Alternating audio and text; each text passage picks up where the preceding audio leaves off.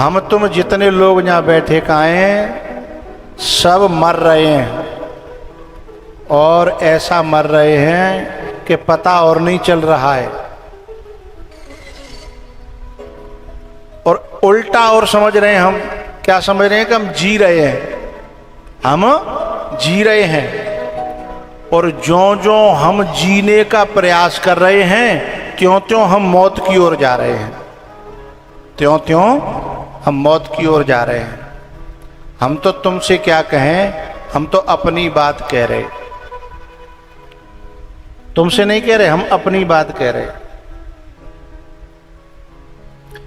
एक दिन ऐसा था, यहाँ ग्वालियर के लोग बैठे हैं, ग्वालियर में सबसे पहली कथा करी थी हमने, तो सुबह हम जो है 2-3 घंटे शंकर भगवान का अभिषेक करते थे। 3 घंटे अभिषेक चलता था बैठ करके, बैठने की बात क्षमता बता रहे हैं, अब हम पे 4 घंटे बैठा नहीं जाता। मैं ये बताना चाह रहा हूं कि हम मर गए हैं भीतर से, हमें लग रही है कि हम जिंदे हैं और जी रहे हैं। उस शक्ति का खत्म हो जाना, उस शक्ति का कम हो जाना ही तो मरण है भैया, हैं? सुबह 3-4 घंटा बैठना, फिर दिन में 4-5 घंटे कथा, और देर हो जाए तो और देर हो जाए, कोई दिक्कत नहीं है। फिर शाम को, और फिर सवेरे प्रभात फेरी, सवेरे प्रभात फेरी। और उसमें भी ये समझ में नहीं आता था कि जो करे हो कि ना करे, थकान होती नहीं थी। तो अब बेदिना कहाँ चले गए। अब तुम सब अपने ऊपर घटाओ, हैं? कि एक उम्र ऐसी थी कि जे नाम ही नहीं जानते कि थकान का होते हैं, और अब न को ओवर टाइम हो जाए तो फिर थकान बहुत जोर से घेर लेती है। इसी का नाम मरण है। हम भीतर थे इतनी मात्रा में मर चुके हैं। ये बात काऊ की समझ में आवेगी और काऊ की समझ में नहीं आवेगी। तो मौत ने हमारे बल को खींचना प्रारंभ कर दिया, हमारी ताकत को खींचना प्रारंभ कर दिया। काल हमें भीतर से खाने लगा है, और ये कमजोरी का महसूस होना, ये भगवान की कृपा भी है। अगर बात समझ में आवे तो ये एक लक्षण है कि अब वो भगवान को भजन कर ले। ये मिस कॉल है मरघटी की मिस कॉल है कि तैयार रह जाओ। बहुत से लोग कहते हैं ना कि मैं मिस कॉल दे दूं तो समझ लियो कि तैयार रहने को समय है ना। ये मरघटी की शमशान घाट की मिस कॉल है कि तैयार रह जाओ, अब ज़्यादा दूरी नहीं है, ज़्यादा देरी नहीं है। तो पुरुषस्य हयत कार्यम म्रियमाणस्य सर्वथा। तो जो जीव निरंतर मर रहा है उसे अपने कल्याण के लिए क्या करना चाहिए। तो सुखदेव जी महाराज बड़े खुश भये और उन्होंने कहा, वरियान ये सते प्रश्न कृतो लोक हितम नृप आत्मविद सम्मत पुंसाम श्रोतव्यादिषु यह परः। बोले ये प्रश्न कोई कोई करता है संतों से आकर के, ऐसी बात कोई कोई मन में लेकर के आता है। अच्छा ये बात बई जमाने की ना है, आज की हुई है। संतों से अपने कल्याण की भावना लेकर के तो कोई कोई आता है, नहीं ज्यादातर लोग काय के लिए आते हैं आज के जमाने में तो केवल सेल्फी के लिए आते हैं। कैसे फोटो मिल जाए संग में, फिर क्या दुनिया जीवन देंगे कि हमारा देखो जिनके संग फोटो है, हैं? तो जो एक बात समझना, रियल और रील इन दोनों में बड़ा फर्क है। जो रील के लिए जीना चाहता है उसका रियल छूट जाता है। रियल माने होता है वास्तविक, रियल माने होता है असली, और रील माने होता है नकली, है ना, आर्टिफिशियल। तो हम सब जो सेल्फी के, वीडियो के या अथवा फोटोग्राफी के जो दीवाने हो गए हैं वो असली से चूक रहे हैं, वो रियल से चूक रहे हैं। तो संतों, चलो ठीक है, तुम्हारा मन नहीं माने तो दुनिया में कर ले जा काम है, संतों के पास तो रील के लिए मत जाओ, संतों के पास तो रियल के लिए जाओ। लेकिन हमें तो चाहे संत मिले चाहे कोई और मिले, दिमाग में केवल और केवल रील भर गई है। हमें तो रील बनानी है, हमें तो नकली ही बनना भीतर से भाग गया है ना। तो सुखदेव जी महाराज से परीक्षित, सुखदेव जी महाराज इस बात से बड़े खुश भये कि तुमने मन की बात कही, तुम असली कल्याण की इच्छा से मेरे पास बैठे हो हैं। अच्छा, इस इच्छा से कोई बैठता है तो संतों को अच्छा लगता है, और बिना बात की इच्छा लेकर के बैठते हैं लोग हैं तो फिर अच्छा नहीं लगता है। उसके बाद जो है सुखदेव जी ने वेदांत की कथा सुनाई, भक्ति की कथा सुनाई, वैराग्य की कथा सुनाई, कर्म योग की, ज्ञान योग की, भक्ति योग की जो चर्चाएं करी, और सबको सुखदेव जी की कथाओं को परीक्षित जी पी गए, मतलब समझ गए। जब हर कथा हर व्यक्ति की समझ में आती, लेकिन वो समझ गए। तो सुखदेव जी ने कहा, राजन धन्य हो तुम, इतनी गहन गहन कथाओं को भी समझ रहे हो। और क्यों समझ रहे हो पता है? क्योंकि तुम्हारे खानदान में ऐसी कथाएं और चर्चाएं पहले से होती चली आई हैं। बोले सही में? बोले हाँ। तो एक आध बताओ। तो बोले जैसे तुमने घर परिवार को छोड़ करके संतों का आश्रय, कथा का आश्रय लिया है, ऐसे ही तुम्हारे परबाबा ने, तुम्हारे पिताजी अभिमन्यु, उनके पिताजी अर्जुन और उनके चाचा थे विदुर, तुम्हारे लगे परबाबा, और उन्होंने भी ऐसे ही घर परिवार को छोड़ करके कथा को श्रवण किया था। तो परीक्षित जी बोले मोए तो श्राप लग गो, ताते घर छोड़ो, राजी थे तो छोड़ो ना। राजी से घर का छूटना बड़ा मुश्किल है। भगवान की कृपा नहीं, अत्यंत कृपा होए तो राजी से घर छूटता है, नहीं तो कोई फिर श्राप लग जाए, कोई खटपट है जाए, वो बात अलग है। तो बोले मेरे काका को भी कोई श्राप लगा था क्या? बोले श्राप ही समझो, कुछ ऐसी घटना घटित भई। बोले तो बताओ। तब जो है सुखदेव जी ने वो कथा सुनाई जिसमें भगवान श्री कृष्ण शांति दूत बन करके आए हैं, शांति दूत बन करके आए, और दुर्योधन ने कह दिया कि मैं सुई की नोक के बराबर भी जमीन देने वाला नहीं हूं। तो भगवान ने कहा ठीक है भैया, हम पांडवों से कह देंगे। भगवान जब चलने लगे तो कुटिल शकुनी ने दुर्योधन को इशारा किया। एक बात बताऊं, भगवान के भक्तों को तो भगवान पे विश्वास होता ही है, लेकिन कुटिल शकुनी भी ये जानता है कि कन्हैया के बिना जीत होने वाली नहीं है। कुटिल लोग भी इस बात को जानते हैं। अब चाहे भी माने या न माने, मान नहीं पाते हैं, नहीं जानते तो वे भी हैं। तो उन्होंने इशारा किया दुर्योधन से कि ऐसा करे, इस कृष्ण को, इस ग्वाले को कैसे करके अपनी पार्टी में शामिल कर ले। दुर्योधन बोले कि जी कैसे शामिल है जाएंगे, ये तो पांडवों की तरफ है। बोले खिलाने पिलाने से सब कुछ हो जाता है, नौता करे हैं। बस अंतर इतना है, बाज जमाने में खिलाने पिलाने से होता था, अब पिलाने खिलाने से हो जाता है। थोड़ा सा अंतर पड़ गया है। पहले पिलाने की जरूरत नहीं थी, है खिलाने खिलाने से काम हो जाता था, लेकिन अब थोड़ा सा नेक फेर बदल है गो। तो शकुनी ने जब कहा तो दुर्योधन ने ठाकुर जी का दुपट्टा पकड़ लिया। भगवान ने देखा पीछे क्या बात है, बोले आप मेरे यहाँ का निमंत्रण स्वीकार करो।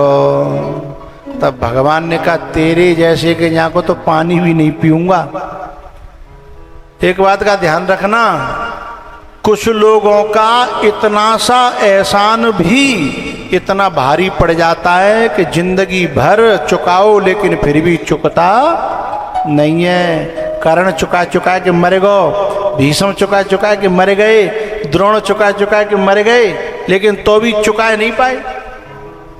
ऐसे आदमी का एहसान मत लेना जो बहुत नीच प्रकृति का हो। दुर्योधन नीच प्रकृति का है, इसलिए भगवान ने कहा कि भूखे मर जाऊंगा पर तेरे जैसे के यहाँ का अन्न तो छोड़ो, पानी भी पीने वाला नहीं हूं। तो दुर्योधन का अपमान हो गया और वहीं पर ठाकुर जी ने आवाज लगाई, मेरे काका विदुर हैं क्या? और विदुर जी महाराज ने हाथ खड़ा किया, बोले काका मुझे तुम्हारे यहाँ प्रसाद पाना है। अब भगवान विदुर जी के यहाँ प्रसाद पाने जाएंगे और तुम्हारा प्रसाद तैयार है। ठीक है, बस आज इतना ही। अब एक भजन होगा, आरती होगी और फिर प्रसादी होगी। बोलो शंकर भगवान की। खड़े हो जाइए। हो मुरलिया वाले सांवरिया प्यारे रे, मुरलिया वाले सांवरिया प्यारे रे, हो मेरा दिल तुझ पे कुर्बान मुरलिया वाले रे, हो मेरा दिल तुझ पे कुर्बान।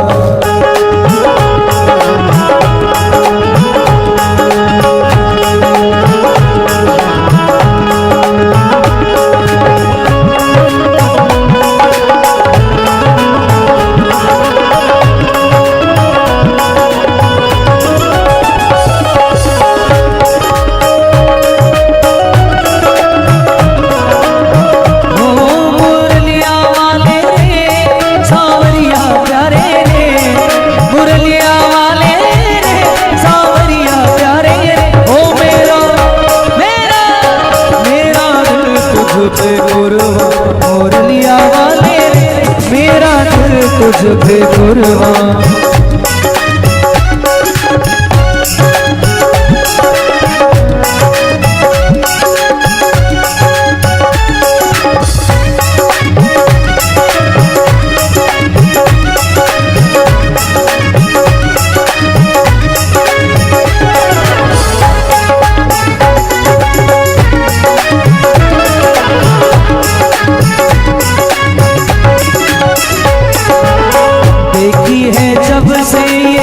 तस्वीर तेरी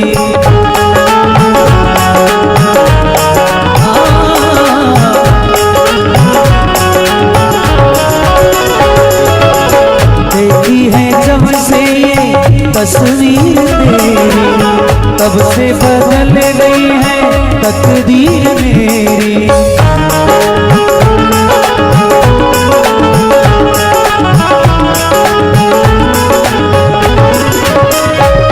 मुरलिया वाले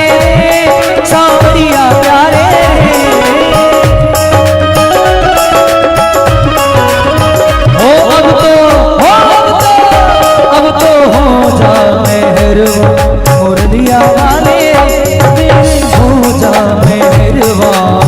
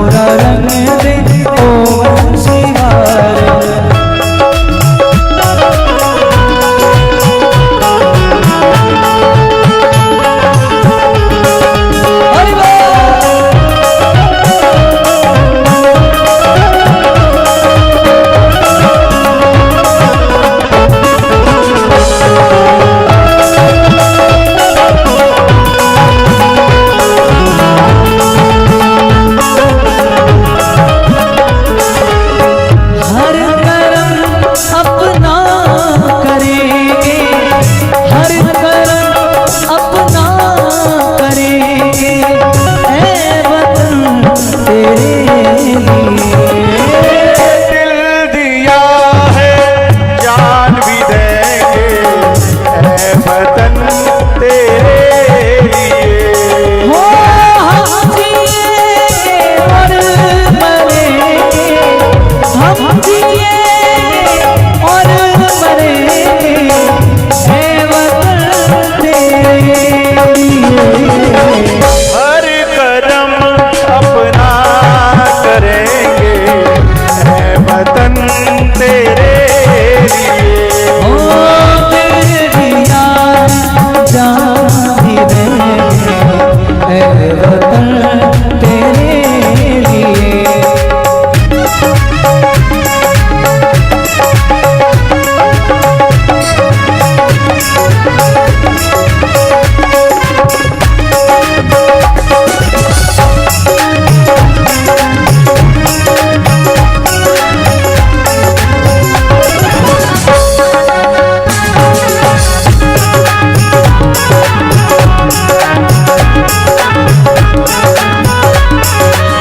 जिस रंग में तूने वाला रंगे है,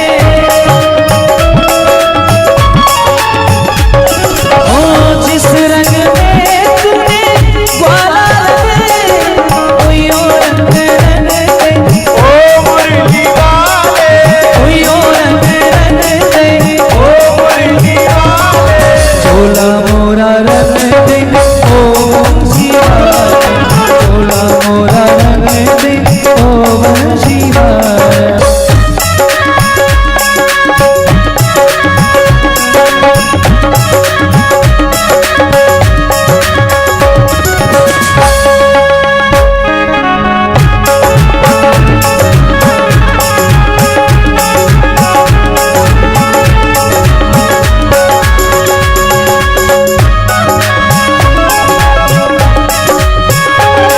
ओ ये दुनिया एक दुल्हन, ये दुनिया एक दुल्हन, दुल्हन के माथे की बिंदिया।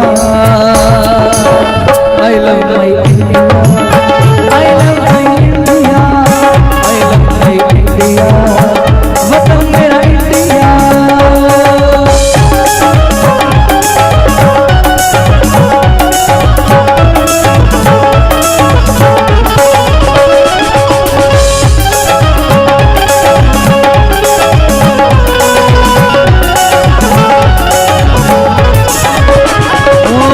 ये दुनिया एक दुल्हन, ये दुनिया एक दुल्हन, दुल्हन के माथे की बिंदिया।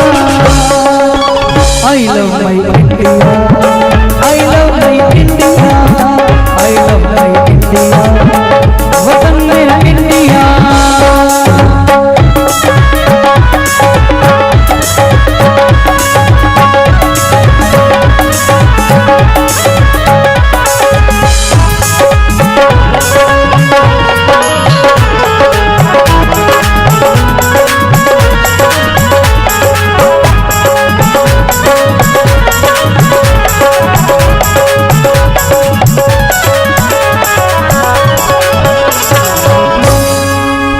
पूरा भारत माता की, भारत माता की जय जय श्री